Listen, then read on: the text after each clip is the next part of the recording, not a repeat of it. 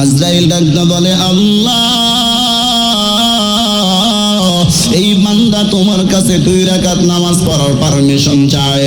আল্লাহ তাআলা ডাকতে বলে ও মালাকুল মউত, যা ওই বান্দাটার সুযোগ দিলাম, ওই বান্দার সুযোগ হয়ে গেল। কারণ বান্দা দুনিয়ার কোনো সিনেমা করতে চায় নাই, বান্দা দুনিয়ার কোনো নাটক ফাটক দেখতে চায় নাই, বান্দা আমার ইবাদত করে আমার কাছে আসতে চায়। বান্দাটারে সুযোগ দিয়ে দিলাম, যা যা আজরাইল বান্দাটারে বল তোমার সময় এখনো ফুরায় যায় নাই। বান্দা নামাজে দাঁড়ায় গেল। নামাজে যখন দাঁড়াইছে, দাঁড়াবার পর আল্লাহর বান্দা সূরা কেরাত পড়িয়া, এই আল্লাহর বান্দা নামাজে দাঁড়াইছে। নামাজে দাঁড়াবার পর আল্লাহর বান্দা নামাজটা শেষ করিয়া এবার আল্লাহর বান্দা ডাকতে বলে ভাই, আমার রূহটা কবজ করতে পারে, আপনার কাছে আমি সব অনুমতি দিয়ে দিলাম।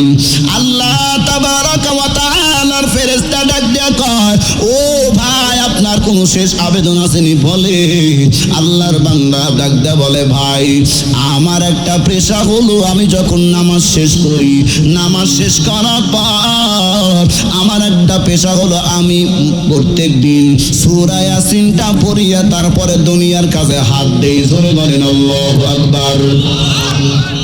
সূরা ইয়াসিনটা পড়িয়া তারপরে আমি দুনিয়ার কাছে বাড়ি হয়ে যাই। আল্লাহর বান্দা ডাকতে বলে আল্লাহ, আমার সুযোগটা হবে নি, আমার সুযোগটা যদি হইতো সূরা ইয়াসিন পড়ার, তাইলে আমি আমার জীবনটা বড় ধন্য মনে করতাম। কারণ শেষ তেলাওয়াতটা আমার সূরা ইয়াসিন হয়ে যাবে, আমার কপালটা ভালো হবে। আল্লাহ দুনিয়ার কোন দোয়া কবুল করছেন তা তো জানি না, আজকে শেষ ফরিয়াদটা কবুল করে না। আল্লাহ তাআলা আজরাইলকে ডাকতে বলে, ও আজরাইল, এই বান্দার দোয়া আমি ফেরত দিতে পারি না, বান্দার দোয়াটা আমি মঞ্জুর করে নিলাম। বান্দারে সুযোগ দিয়ে দে, সূরা ইয়াসিনের তেলাওয়াতটা বান্দা শেষ করে ফেলবে। জোরে বলেন আল্লাহু আকবার। ইয়া ইলাহি মুঝসে মুঝকো दूर कर, ताकि देखो मुझ में तुझको एक नजर साल मुस्तगीथीन हदीना लंतिखार बिउलूम वल गिना। हर गरीदे नेको तू तैयार है, जो न मांगे उससे तू बेजार है। আল্লাহ তাআলা ডাকতে বলে, ও আজরাইল, ওই বান্দাটারে সুযোগ দিয়া দাও। আজরাইল ডাকতে বলে, ভাই আপনার সময় এখন ফুরায় নাই, আপনি চাইলে সূরা ইয়াসিনের তেলাওয়াতটা চালা যেতে পারেন। আল্লাহর বান্দা মনোমুগ্ধকর ভাবে সহি শুদ্ধ করিয়া তার তিলির সাথে এই আল্লাহর বান্দা তেলাওয়াতটা লাগায় দিল। তেলাওয়াতটা শেষ করার পর আল্লাহর বান্দা যখন মৃত্যুবরণ করলো, ইন্নামা আমরুহু ইযা আরাদা শাইআন আইয়াকুলা লাহু কুন ফায়াকুন। ফাসুবহানাল্লাযী বিয়াদিহি মালাকুতু কুল্লি শাইইন ওয়া ইলাইহি তুরজাউন।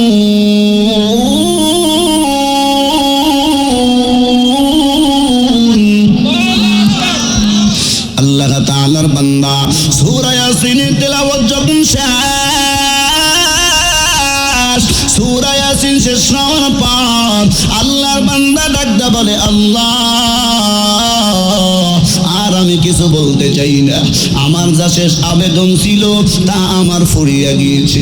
আল্লাহ আমার রূহটা কবজ করে না, আর আমি তোমার কাছে কোনো দরখাস্ত জানাবো না। আমার টাইম মনে হয় শেষ। আল্লাহর বান্দা বলতে না বলতেই আজরাইল তার রূহটা কব্জ করে নিয়ে গেল। কব্জ করার পর আল্লাহর বান্দার রূহটা যখন বের হয়ে চলে গেল, রূহটা ওই জায়গায় নিয়া আজরাইল দাঁড়ায় রয়েছে, ডাকদা বলে আল্লাহ রূহটাকে আমি আনবো। আল্লাহ বলে ও যে আজরাইল, এই বান্দার রূহটা এখনই আনা। দায়ে খোদা চাহোগার উনকি মুলাকাত, আয় বান্দায়ে খোদা চাহোগার উনকি মুলাকাত, জলদি से आबाइते सुनो हजरत की नसीहत, जल्दी से आबाइते सुनो हजरत की नसीहत। तौफीक से होती है नेमत की खजीना, तौफीक से होती है नेमत की खजीना, हर मर्द के तो किया वर्ग निशाना, हर मर्द के तो किया वर्ग निशाना।